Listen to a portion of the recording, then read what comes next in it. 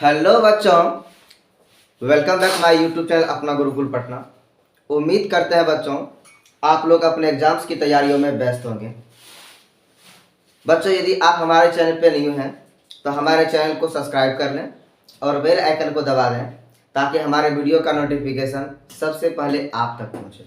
तो बच्चों, आपके एग्जाम को देखते हुए मैं आज द्विघात समीकरण के जो इम्पोर्टेंट कॉन्सेप्ट होते हैं, जो एग्जाम में पूछे जा सकते हैं, उन चीज़ों को लाए हैं और आपको हम अच्छी तरह से समझाने की कोशिश करेंगे बच्चों इस वीडियो में।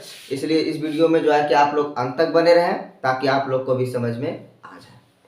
तो बच्चों, हम आज इस वीडियो में द्विघात समीकरण के बारे में चर्चा करेंगे। तो बच्चों जो है कि जो भी ax² + bx + c = 0 के फॉर्म में रहेगा उसको हम द्विघात समीकरण कहेंगे। बच्चों, समीकरण बेसिकली होता क्या है? यदि सिर्फ यहाँ तक हम लिखते हैं तो ये बहुपद हो जाता है, और यदि हम इक्वेट कर देंगे किसी नंबर से, न्यूमेरिकल वैल्यू से इसको, तो वो इक्वेशन बन जाता है, समीकरण बन जाता है। इतना बात आपको मालूम होना चाहिए। और इसका जो मूल होता है बच्चों, उसके x का वैल्यू होता है। तो x का वैल्यू निकालने का जो तरीका होता है, बहुत सारा तरीका होता है, लेकिन आपको ये फॉर्मूला मालूम होना चाहिए। -b ± √b² - 4ac अब बाई क्या 2a, जहाँ a को हम x² का कोफिशिएंट कहेंगे बच्चों, जहाँ b को हम x का कोफिशिएंट कहेंगे बच्चों, और जहाँ c मेरा क्या है, कांस्टेंट वैल्यू है बच्चों। आपको मालूम होना चाहिए। और ये जो है कि मेरा जो रूट के अंदर जो बच्चों है b² - 4ac, ये एक विवेचक होता है बच्चों, क्योंकि इसी के वैल्यू पर ये पूरा मूल का वैल्यू जो है कि डिपेंडेंट रहता है। तो d बराबर क्या हो गया बच्चों, b² - 4ac। तो इसको हम विवेचक कहते हैं। तो किसी भी द्विघात समीकरण का विवेचक आपको फाइंड करने के लिए कह सकता है।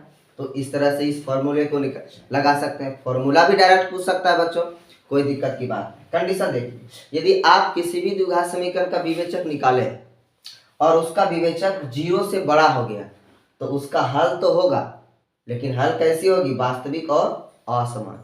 दो द्विघात है तो दो उसका वैल्यू, दो मूल होगा, और दोनों क्या होगा, असमान होगा। तो कोई दिक्कत नहीं। आगे देखिए, यदि किसी भी द्विघात समीकरण का आप विवेचक निकालते हैं और वो 0 के इक्वल हो जाता है तो उस कंडीशन में भी उस इक्वेशन का हल होगा, लेकिन कैसी होगी, वास्तविक और समान। आपको मालूम है द्विघात समीकरण का दो वैल्यू मूल आएगा, तो दोनों मूल इस स्थिति में क्या होगा बच्चों, समान होगा। एक का 4 तो दूसरा का भी क्या, 4। तीसरा कंडीशन बच्चों, यदि आप किसी भी द्विघात समीकरण का विवेचक निकालते हैं और 0 से छोटा हो जाता है तो उसका हल नहीं होगा। जब हल नहीं होगा तो कंडीशन, प्रकृति, उसका नेचर कैसा होगा, काल्पनिक हो जाएगा दोस्तों। और काल्पनिक का वैल्यू हम नहीं निकाल पाते हैं। काल्पनिक एक इमेजिनरी नंबर हो जाता है, और उसको हम 11th में पढ़ेंगे और आप लोग को अच्छी तरह से हम पढ़ाएंगे दोस्तों।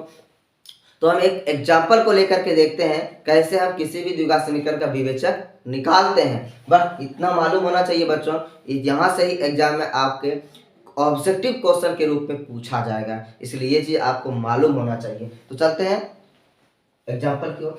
यदि आपको 2x² + 6x और +4 = 0 दिया हुआ है और आपको इसका विवेचक निकालने के लिए कहा है, तो सबसे पहले तो जो है कि क्या a का वैल्यू जो है कि x का कोफिशिएंट होगा, 2 हो गया। b का जो वैल्यू होगा मेरा x का कोफिशिएंट 6 हो जाएगा, और c मेरा जो कांस्टेंट वैल्यू हो जाएगा मेरा 4 हो जाएगा बच्चों। तो विवेचक निकालना है तो चूंकि सूत्र से तो सूत्र मेरा d = क्या होगा बच्चों, b² - क्या हो जाएगा, 4ac बच्चों। तो d का वैल्यू निकालना है तो b का वैल्यू क्या है मेरे बच्चों, 6 है, तो 6 का स्क्वायर -4 मल्टीप्लाई क्या, a का वैल्यू 2 है, c का वैल्यू क्या है, 4 है बच्चों। 6 का स्क्वायर 36 हो जाएगा, माइनस 4 दूनी 8, 8 चौका क्या, 32 बच्चों। 36 में से 32 को माइनस कीजिएगा तो 4 आ जाएगा।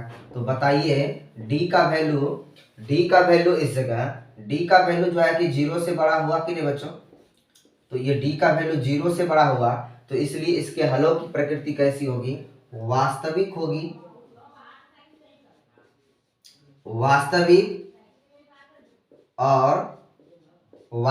और क्या होगा बच्चों, वास्तविक और असमान होगा बच्चों।